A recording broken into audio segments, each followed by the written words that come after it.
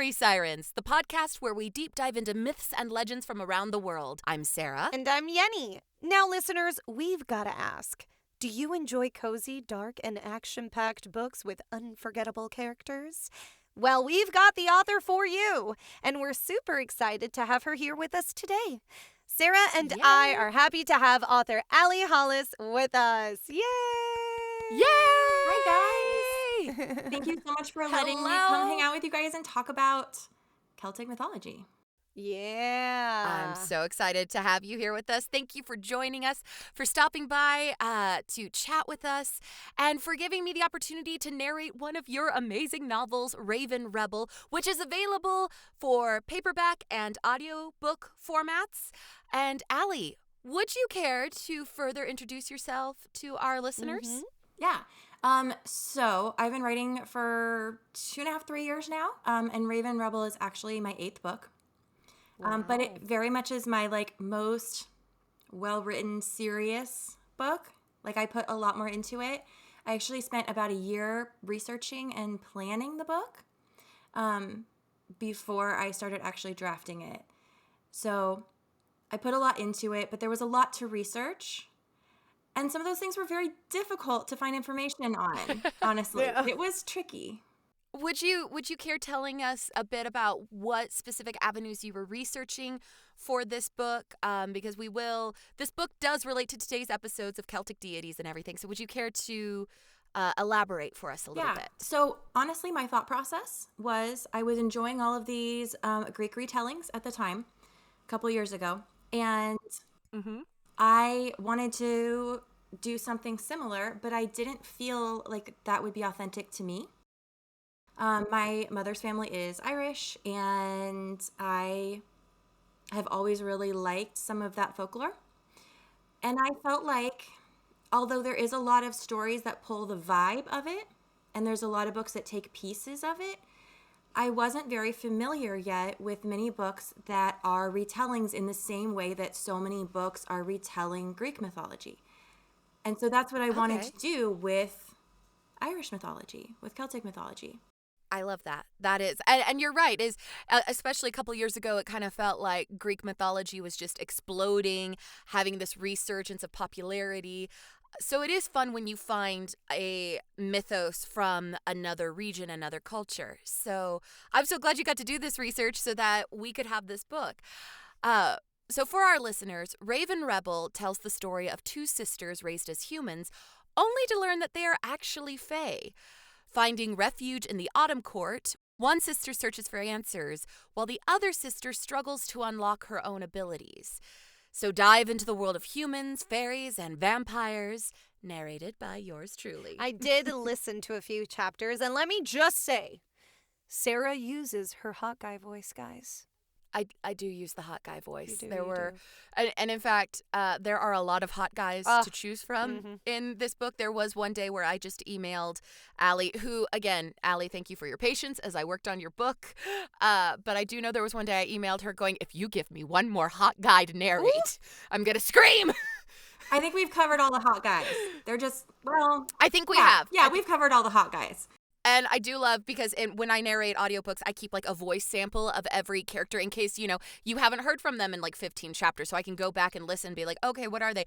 And there's just this catalog of characters that I'm like, cool, we're set. We're ready for book 2. Let's do this.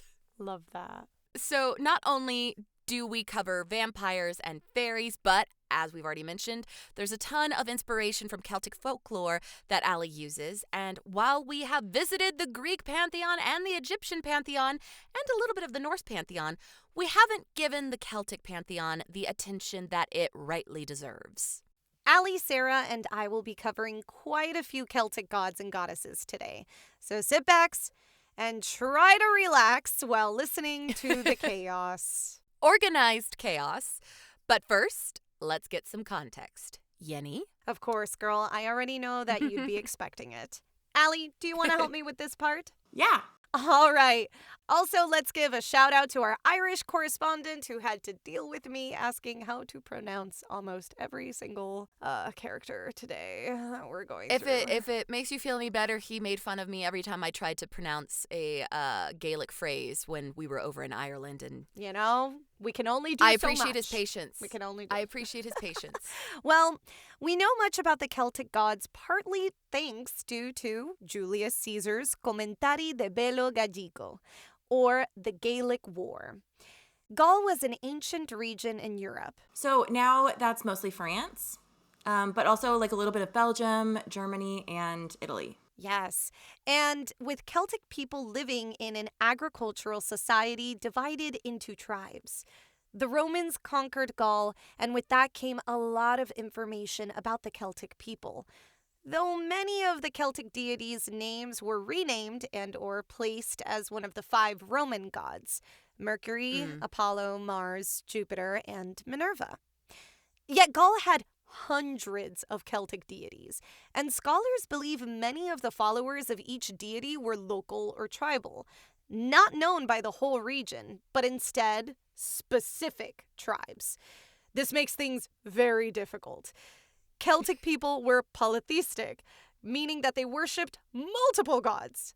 Unfortunately for Caesar, no Celtic god can really be compartmentalized to a single Roman god.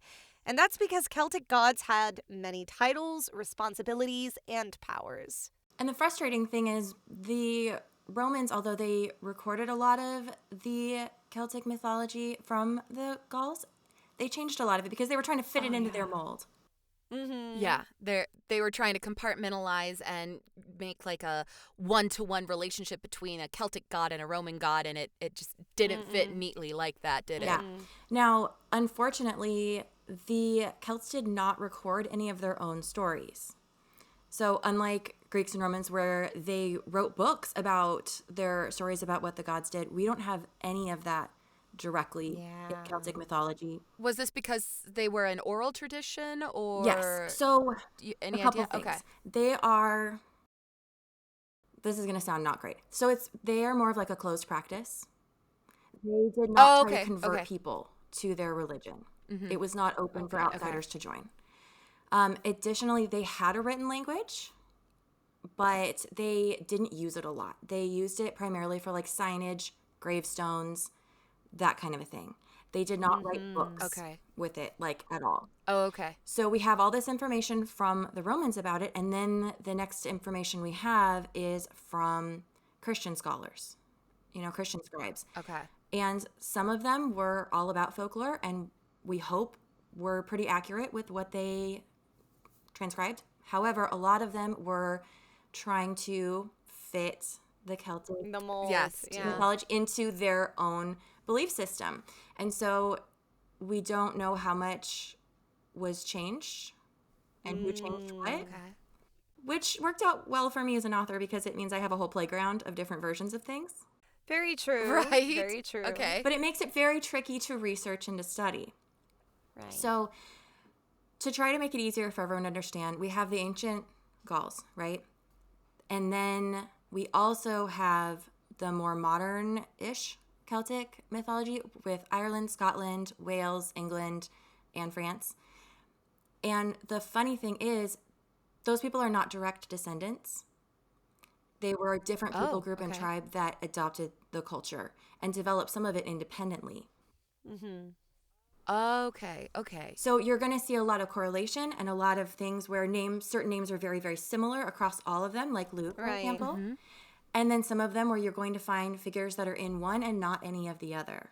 Okay. That makes a lot of sense. I just know that sometimes when trying to look up certain things about Celtic mythology, it's a character will show up and then vanish, and then there's another character who maybe has the same dominion or something. And so that makes much more sense that it is one, tribal or very community based, and then two, that sort of bloodline and culture has changed so drastically. I mean, I'm going to be honest with you. When I was doing the research for this episode, I had like 8 tabs open of different Celtic websites, all of which said less or more or something completely different of the same exact deity. So a lot of it is just like continuously trying to find, oh, well, this is something that they didn't put, but here they put this, but then they didn't put this. And again, it's like we're all saying it's different tribes, so they might all be right and they might all be wrong because we just only know so little, which we're actually going to go into some archaeological finds that have been found literally 2025. So stay tuned for that. Yeah, it's so exciting to get any new research. So I do think it's very interesting to note that there's a few things that are exceptions to this general rule. Okay. One of them being Epona. She was a Gaulish deity who was very much adopted by the Romans, and they started treating her as a Roman goddess. And in fact, she's still worshipped today. She's one that's totally different. Oh, wow. Okay. Crazies. And That's then something we didn't know. Figures seem to be almost pulled from Christianity. Like, there's no creation story in Irish mythology or Celtic mythology. But one of the first people groups that Irish mythology refers to is supposedly one of the children of Noah. So we don't know if they had their own similar story that got linked, or if that's something Christianity just stuck in there. Brought in. Interesting. Now, since the ancient Irish kings of the Tuatha are part of the Celtic Pantheon, that's just leaving me more confused. Mm-hmm. It is confusing, but it's okay. Mm-hmm. Okay, we're doing our best here. So listeners, if you're confused, we're trying to make this make sense. But this is pretty normal. It's 2025, and we're still finding out new information about ancient practices, current practices that to our minds have no rhyme and reason. And so we'll just keep touching on that as we go through our list of Celtic gods for the day. Because there's a lot of cross-referencing, there's a lot of separation, whole bunch of stuff. Yep, and before our brains turn into soup with all this information being thrown our way, let's begin our travel to one of the possible Celtic pantheons, which holds many Tuatha or Tuatha De Han, a race of gods and demigods who migrated to Ireland. And we're starting off with Dagda. Dagda is the king of the Tuatha and god of life and prosperity. The Dagda is a name brought up in many findings of the Celtic people. He is known as the good god, but not because of his moral status. Let me just put that out there. And he fathered many of the other Celtic gods and goddesses. He is a skilled god who carries a massive cauldron named the Cora Ansig, which produces an endless source of food. Kind of like the cornucopia. But apparently, it especially does porridge. Hey, listen. Porridge is good. That porridge goes a long way, and it is... it's sustenance. So. Yeah, it's sustenance. Yeah. He also carries a magic club that can both kill you and bring you to life. So he could play around a lot with people. Depicted as an older man with a round belly and positive attitude, he is associated with the enjoyments of life, including eating, drinking, sex, and sleep. All in that order, my kind of guy. I think we'd get along. Dagda was also linked with agriculture and fertility, making him very important to the Celtic people. And you're going to see, guys, as we go through this list, there's a lot of responsibilities. There's a lot of things that each of them are linked to. Okay, so just remember, different tribes, different deities. So Dagda is represented in my book by the character Darian. Oh, yeah. Yeah. And he's also, the Dagda is associated with like a harp and music. All right, so our next deity that we will be covering is Danu. So Danu is known as the mother of the Tuatha. Goddess of the earth, rivers, and wells, some believe that all people come from Danu. This is because historians have translated Tuatha to peoples of the goddess Danu or tribe of Danu. But others state that it more likely translates to people of skill or people of the gods. As one of the primordial beings of Irish mythology, she is depicted as a beautiful woman and is associated with peace, nature, water, and fertility. Most people believe that Danu passed down her talents and wisdoms to the members of the Tuatha, And while many believe she is the mother to all the gods, it is kind of unclear if she actually was. Mm-hmm. Her origins are still a little muddy, as are most of the gods who we will be discussing today. Now, Mira and Brenna's mother, Lakaya, is based on Danu in Raven Rebel, and we hear her mentioned in book 1. We're going to get to learn about her more in book 2. Yeah, we're going to get to meet her, and I actually made her a, water fairy. Oh, you made her a water fairy? Water fairy. Yes. So she, is going to, come out of a lake. It'll be great. she's gonna come out of a lake. Beautiful. Beautiful. Sorry, also just with coming out of a lake, now I have that whole line from Monty Python. Oh, wait, this is no way to run a government. Women coming out of lakes and distributing swords. All right, sorry. Moving on. I love that you had that in your back pocket too. You just said the whole Always.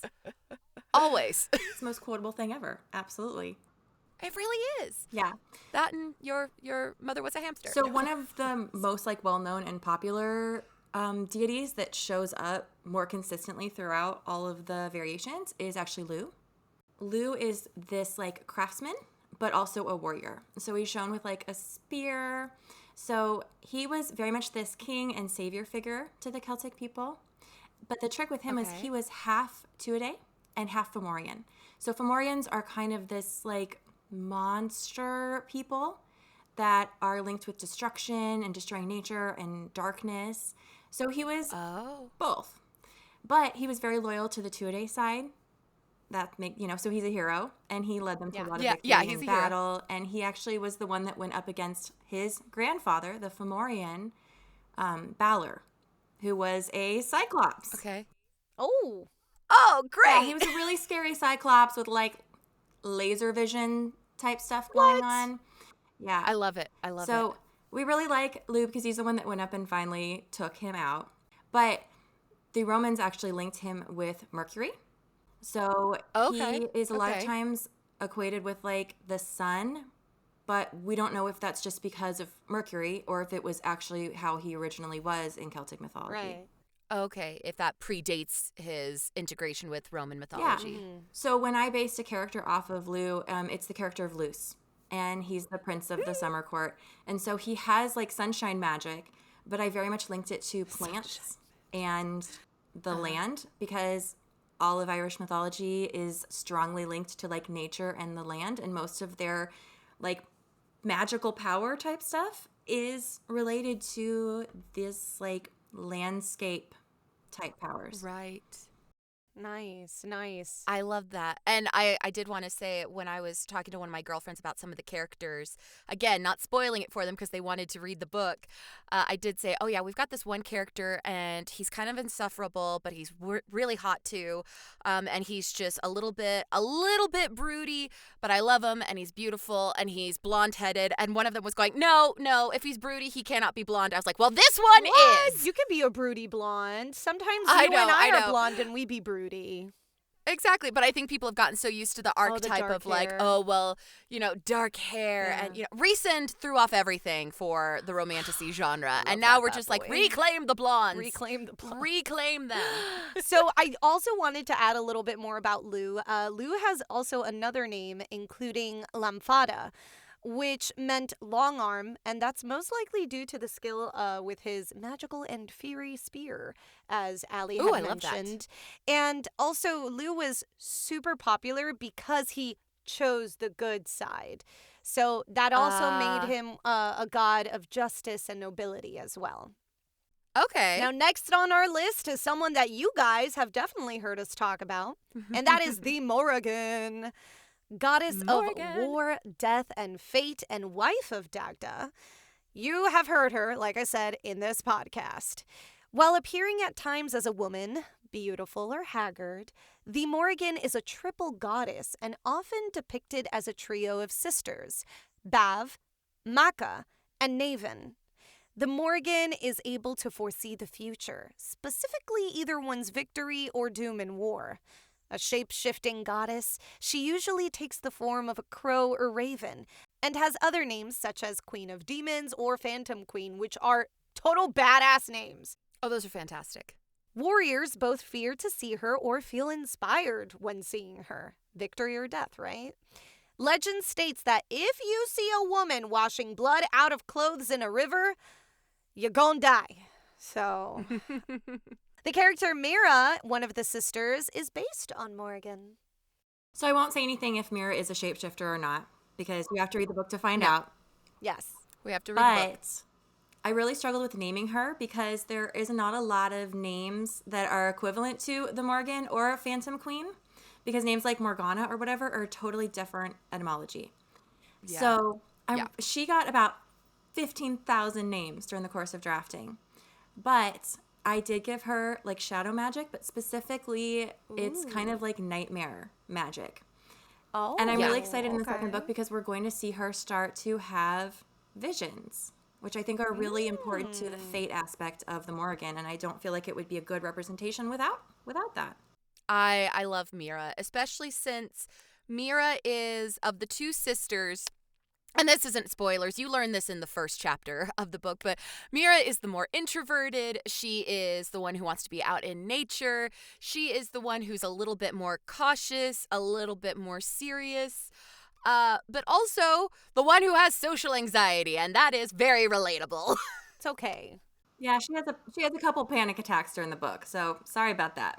I mean, I would too if I would be in her shoes. Yeah, I mean, she is such a, I also like this because she is a very strong character, but she's very relatable because she is all about protecting her family and, fulfilling her responsibilities to her family and taking care of things. But then also after a little while, things just get kind of heavy and she just needs a break. She's not invincible. No. Close, but not quite. So, all right, well, now we're moving on to Brigid. Daughter of Dagda and the Morrigan, skilled in metalwork, poetry, and healing, she is a goddess of many facets. Like the Morrigan, Brigid is also a triple goddess, with 3 sisters of the same name, but different responsibilities. One healed, another smithed, and the third wrote poetry. Often compared... I what? just feel like the poetry sister, like, really? That's all you could do? You couldn't help out in other ways, but maybe she soothes them. Listen, every D&D group needs a bard. There okay? you go. You answered my question. There you go. Exactly. You need inspiration, or you need to taunt the enemies. There you go. So, often compared to the Roman goddess Minerva, Brigid stayed popular even after the Roman conquest. She is associated with protecting the land, including the well-being and fertility of domestic animals. Loved by poets and considered a wise sage, Brigid even has her own festival, Imbolc, which celebrates the beginning of spring and promise of new life after winter. It is celebrated on February 2nd, where I live, we are still in the dead of winter. Yeah. We're just like, please, get us out of it. So, on a sadder note, Brigid is also associated with inventing the mourning practice of keening, a ritualistic lament done with raw and emotional wailing. If you have ever heard the practice of keening, it is haunting. Yeah. This was created upon her learning that her son, Ruan, was killed during the battle between the Tuatha and the Fomorians.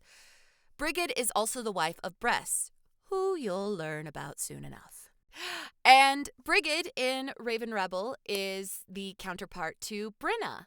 So, anything you'd like to add there, Aly? Yeah, so with the character Brenna, I really wanted to showcase the side of Bridget that's like hearth and home and fertility.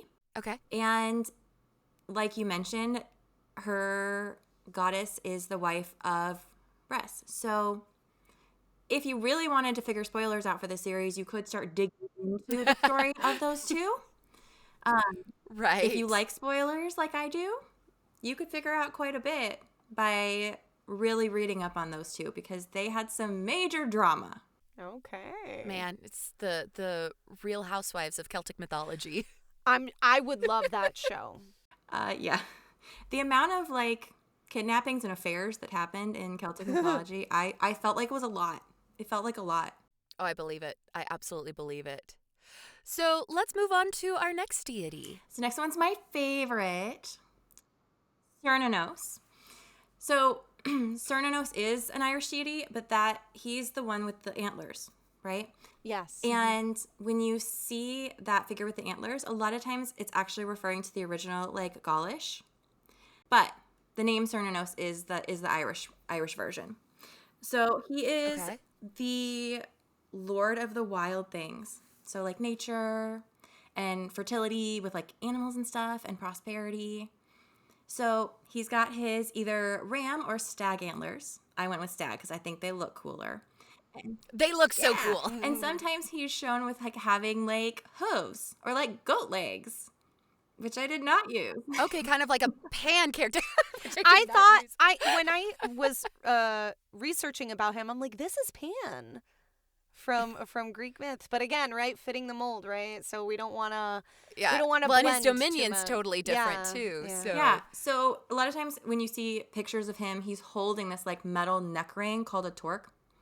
And he almost always has, like, animals all around him because he's the god of the hunt. And so not only will he protect people that are out in wilderness if they're hunting appropriately and not too much, but he also kind of protects the wilds too. The wild. Yeah. So he is super Okay. popular currently, like modern day, with, like, neo-pagan and Wiccans. So I definitely talked to some friends that were Wiccan about him Oh, and that's the so Morgan cool. especially Ah. because they are both really popular. And I wanted to make sure that it fit well with them and that I also did not make them mad because I am not here to Right.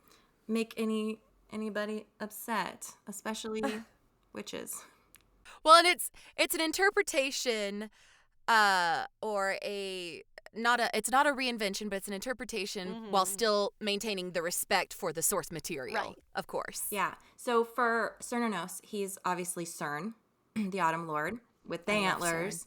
I love Who's Cern. never wears a shirt and Never wears a shirt. wears a shirt occasionally, and it's usually a thin one. Yes, where you're just looking at it going, why even bother? Why bother? Yeah. So I had a lot of fun with him because he tells stories about how animals follow him around. And when they're out and about, animals do, like, come up to him. And he does, in my it's book, just so transform sweet. into a stag, which is something I just kind of came up with. But I felt like it fit him really well. Like, I felt like it fit with the mythology around Cernunnos. And I needed it for the story. So There you go. do it for the plot. Do it for the plot. Also in the world of Sablewood, your world, he's the leader of the Wild Hunt, correct? Yes. Oh, very cool. Very cool. He's a cool character. I'm so excited. Yeah, I'm excited to learn more of him.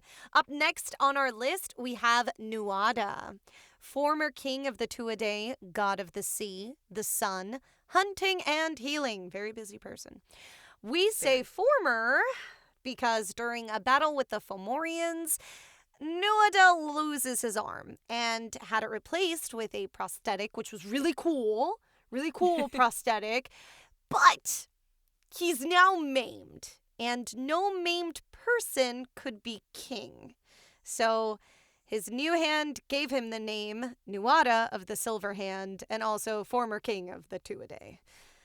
There is not too much known of Nuada, actually, also known as Nodin, but the Romans did compare him to both Mars and Neptune, as his name can be translated to fisherman hunter.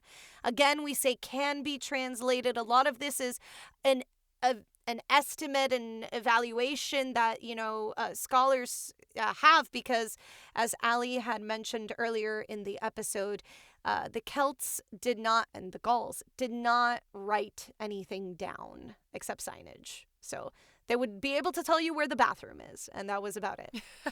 Yeah. So I used Nuada in the story as the High King character, and Nice. I renamed him Argiro. And he does lose his hand during the course of the book. Sorry. Well, he had And to. it's a big deal. He had It's to. a Poor big guy. deal. It's a part of it. But the fact that he is associated with, like, silver, I made him, like, the Silver King, and I made his castle have a lot of silver. His court. Like, I really leaned into that. Ooh. Nice. I love that. All right, so now we move on to Bress, husband to Brigit, prince of the Fomorians, and as you remember, those are kind of the other side of these deities, The monsters. and god of fertility and agriculture. Like Lu, Bress was half Fomorian and half Tuatha. It should be mentioned that the Celts did not acknowledge Fomorians as deities, so I misspoke a little bit earlier, but in the realm of folklore. But they viewed them more as enemies of their gods. So unlike Lu, who fought for the light, aka the Tuatha, Bress was a controversial and more villainous figure because he favored his Fomorian side. Unlike his father, Baelor, who was killed by Lu during the Battle of the Two Sides, Lu spares Bress on the condition that he teach the Tuatha agriculture. And now, in Raven Rebel, Bress is portrayed by Imris, who marries Brigid in the mythology. So again, we're not giving anything away, but spoilers. if you can put two and two together. Yeah, so that's one of the romantic pairings. It's pretty obvious pretty early in the book. So Bress and Lu are probably related. In my book, I make them cousins, but in the mythology, they are potentially uncle and nephew, potentially cousins, potentially father and son. It's very unclear. Yeah. Very But interesting. probably related. And I think it's a really fun contrast because they're so similar, but yet they make different decisions.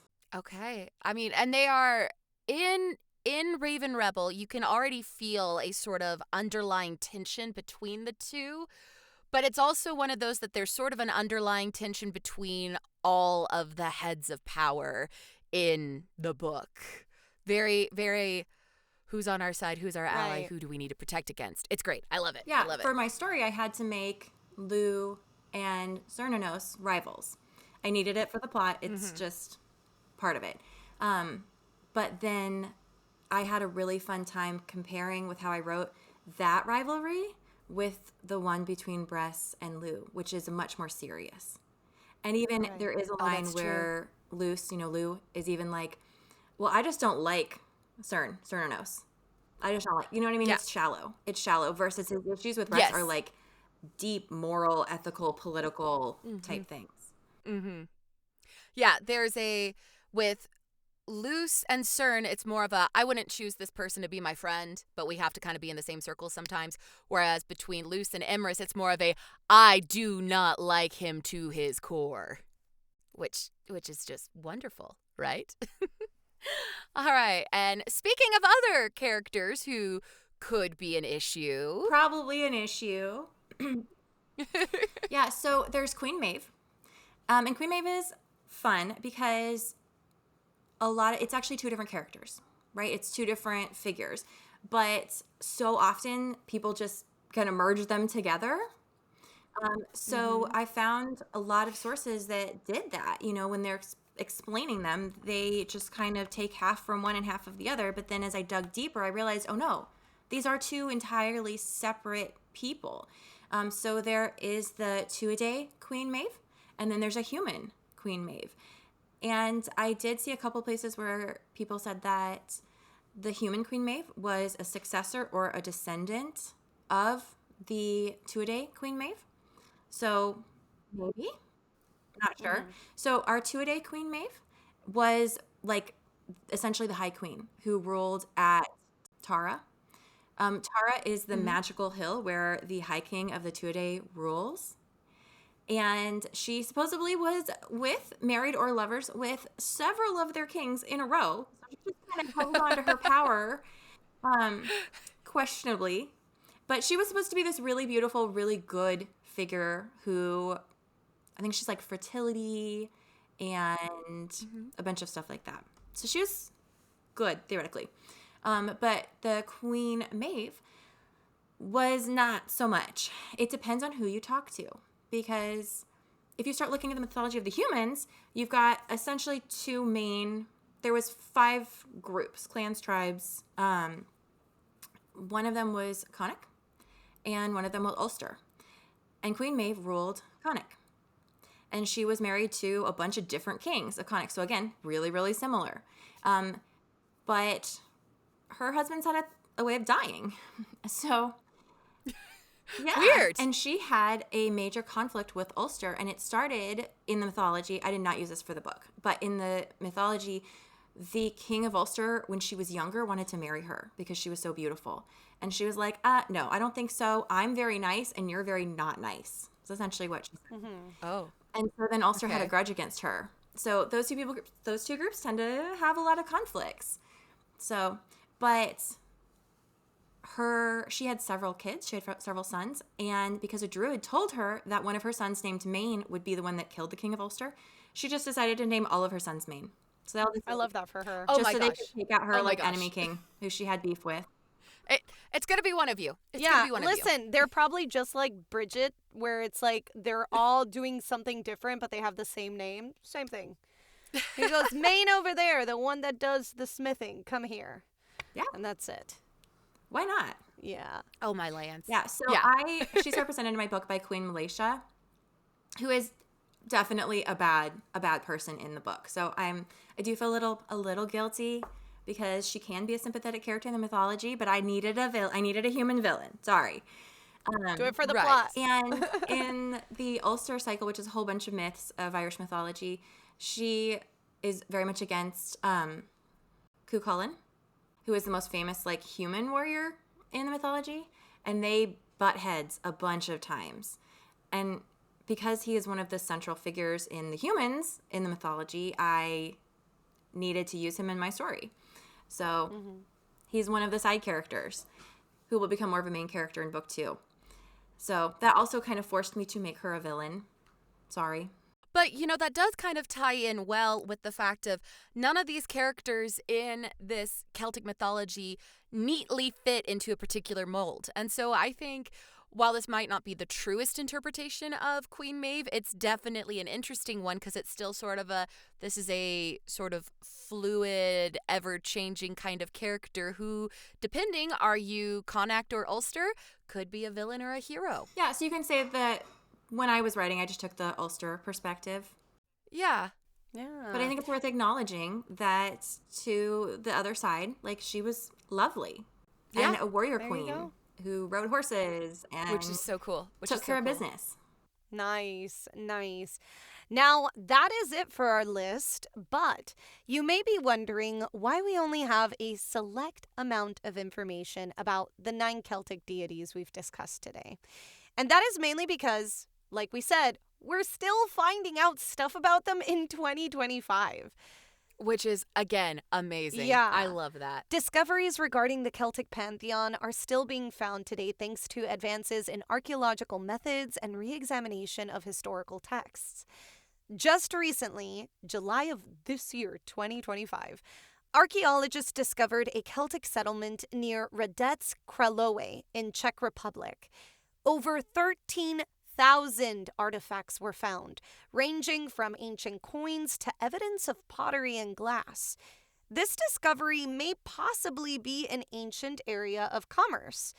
And That's so cool. this type of find was super big because a lot of people thought that the Celts, because they were an agricultural people who were in tribes, and yes, their druids did do some human sacrifices, but they always saw them as like savages, and that's not what they were. They had an area of commerce. They were very well brought up. They just didn't want to write anything for anybody else to know, and that's that. Discoveries also appear in Western Bohemia and Saarland, Germany, all continuing to challenge what we thought we already knew about the Celtic people and their beliefs. Way cool. Again, history is alive, and Yeah. the history of humanity is fascinating, especially as once we think we really know something really, really well, we're going to find something that changes our perspective or adds additional depth to it. So, all right, let's go on into our modern media. Now, of course, Disney's Brave features Celtic myths, specifically some bear mythology. The Celtic bear goddess Artio was associated with transformation and abundance. TV series Outlander follows Claire, a former World War II military nurse and accidental time traveler who finds herself thrown back to 1743 Scotland with the hottest people ever. Love, heartbreak, and a whole lot of trauma ensue. This show is inspired by Celtic mythology using time travel, Scottish and Irish traditions, changelings, kelpies, fairies. Oh my God, there's so many things. But viewer discretion is advised because a lot of messed up things happen in that show. Yeah, it is. Yeah. There's definitely. Yeah.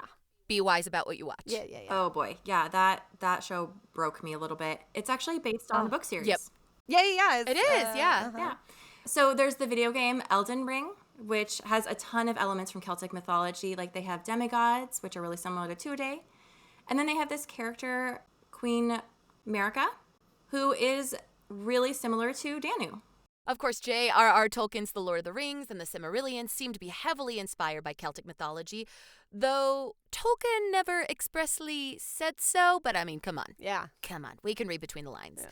Middle-earth can be seen as a blend of Celtic and Norse mythology. And then, of course, I'd just like to add, because there is such a diversity to Celtic mythology, authors, filmmakers, creatives of all different types are always pulling inspiration from it, from book series such as the Book of Three, which is part of the franchise that the Black Cauldron is part of, where the Horned King is very much a villainous version of Cernunnos, to movies like Hellboy, where one of the villains is a silver spear-wielding prince who is trying to reclaim his throne, named Nuada. Mm-hmm. So it's really fun once you kind of become more aware of this entire pantheon, where you can see creatives pulling certain story elements and going, oh, that would be cool here. Mm-hmm. That would be great. That would be great. So now we shall move on into our siren call, which, surprise, surprise, is all about Raven Rebel. Go find a copy at your local bookstore or order a copy online. Get it for your Kindle, or if you like audiobooks, get a copy of the audiobook narrated by me and enjoy it. Yes, or do both, because I've seen a lot of people start to read and listen to the book at the same time. So there's that. Oh, yeah. Yeah. I was just actually speaking to somebody who says that that's their favorite way to enjoy their books now. Mm-hmm. So, and Aly, once again, thank you so much for joining us and educating us on the world of Celtic mythology, or at least a portion of it. Thank you so much for letting me talk and nerd out about all of these things that nobody will talk with me normally We about. love nerding out. And I am so grateful that you like this kind of a thing, because I think that's why I was able to snag you as a narrator, because you're amazing. Aww, Oh, well, thank you so much. Thank you very much. And I absolutely love the world that you gave us to read, enjoy, and for me to narrate, because I know, like I said, there were a few times that I was emailing you going, oh my gosh! So I really appreciate that. And listeners, thank you again for joining us, and have a wonderful rest of your week. Yes, bye now. Bye! Bye. Thanks for listening to Story Sirens. You can follow us on Instagram at Story Sirens Podcast. Want to support us? Send us a cup of Ko-fi by searching ko-fi.com/storysirens. We've got lots of treats for those who become siren seekers. All research materials can be found in the episode summary. Music by Donald Guzzi and artwork by Alexis Torres. Story Sirens is a Feather and Fin production. See you soon.